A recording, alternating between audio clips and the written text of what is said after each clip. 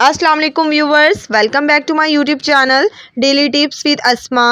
शरीबा नाम का शुमार लड़कियों के नामों में होता है।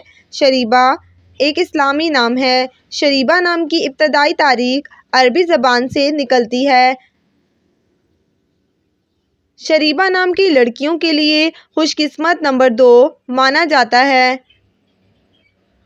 शरीबा नाम के अफराद में ज़्यादातर लड़कियां गुस्से में पाई जाती हैं।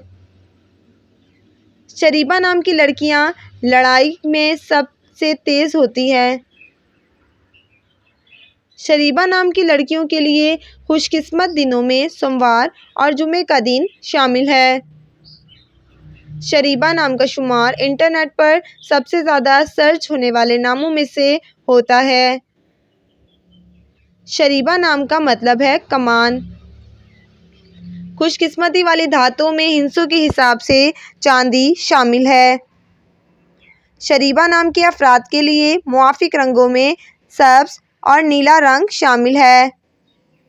शरीबा नाम के अफराद के लिए खुशकिस्मत पत्थरों में मरकत पत्थर शामिल है। फ्रेंड्स, अगर आप किसी भी नाम का मतलब जानना चाहते हैं तो आप कमेंट बॉक्स में अपना नाम लिखें। इंशाअल्लाह हम आपके नाम की वीडियो ज़रूर बनाएंगे।